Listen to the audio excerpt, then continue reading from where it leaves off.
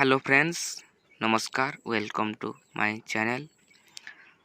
Friends, आज ये video रे आम गोटे इम्पोर्टाट टॉपिक ऊपर आलोचना करवा। टॉपिक टी हूँ फ्री रेंज करने समय आम केतोटी पदक्षेप नेबा। तो प्रथम वीडियो रे आम आलोचना करथिले फ्री रेंज करने पूर्व कुकुड़ा छुआ को कौन केमिति प्रस्तुति करा जीवो सेथिपाई फ्री रेंज करने निमंते। सेकेंड वीडियो रे आम आलोचना करथिले फ्री रेंज रे आउटसाइड को आम केमिति प्रस्तुत करवा, केमिति नेट टाणीबा, केते भाग रे केमिति नेट टाणिया जीवो।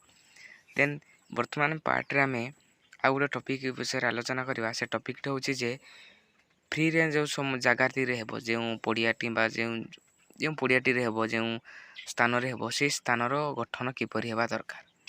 तो से स्थान रे किपरि माने ता स्ट्रक्चर कोन थिया दरकार, हेतरे को प्रकार एलिमेंट देले आम से गुडी करे आम फ्री रेंज करिवार गुटे साफल्य रहिबो, गोटे प्रकार हमको फायदा हबो।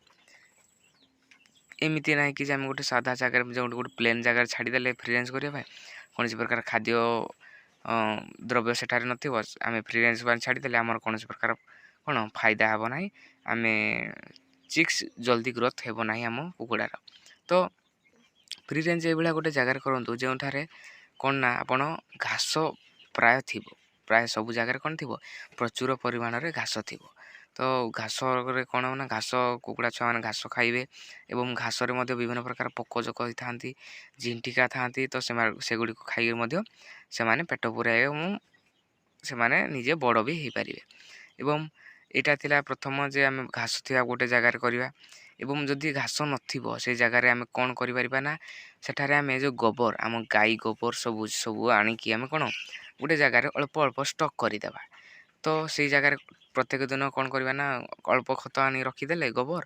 देन से कौन करवा ना आम अल्प अल्प पानी से तारे छिटा मारी पानी छिटा मारला माने गोबर कौन हम ना सब पोक जात हम, से पोक गुड़ी को मत से खाइबे। और गोबर विभिन्न प्रकार उई सब होता है आमर, से गुड़ाक आमर से जात हम, से गोबर खाइबे। द्वितीय पुणी रहा आप कौन करें प्रत्येक दिन जदि आपंकर सुविधा हुए तेन आपण कूओ जदि अच्छी तो आप कौन करेंगे ना से जगह रे जदि अल्प जगह थी तो बहुत भल कौन करेंगे ना प्रत्येक दिन किसी पानी स्प्रे करदे। पाइप रे हो, पाइप रे तो प्राय पाइप रे पानी जो आम स्प्रे करदेला माने से जगार विभिन्न प्रकार गछ सब उठी जाए, माने घास फास सब उठी थाए। तो घास को खाई था। देन से सहित उई होता किसी पोक बाहरी था। देन आप कौन करेंगे ना जो धान मल होगा धान अगाड़ी सब जो कंठा जो गुड़ाक से गुड़िक सेठारे पकई पारे। देन परिया चोपा आपण पकई पारे। देन आपण अंठा जो खाई खुआ सारे आप देवे। तो गोटे जगह को आम ये माने फ्री रेंज को आम आनीपर फ्री रेंज रे लाभदायक स्थान आम बनई पार जदि आप घास ना। तो मेनली बनातु जो घास थी एवं आपण सुविधा हो जो पानी आप माने छिंची पारे। देन आप खत सेठारे गदे दिंतु, खत सब खत सार आम जो गोबर सब आम से गदे पारे। तो से कौन खाईपारे।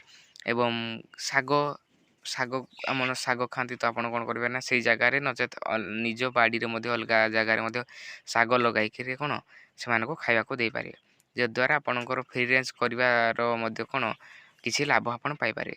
जदि कौन प्रकार जगह गोटे खाली जगार जो कि फ्री रेंज कौन प्रकार कौन घास नया खाद्य खाइबार सुविधा नथिबो कौन क्या चिक्स तेज सेठारे फ्री रेंज करके कौन प्रकार फायदा ना। तो आपण ये 3-4 गोटी पदक्षेप नियंतु एवं आपण फ्री रेंज कर जगह को ये भाव में सजई दिंतु, देखिए निश्चय आपण फ्री रेंज करके लाभवान हो पारे। तो ये वीडियो रे रही। जय जगन्नाथ, धन्यवाद।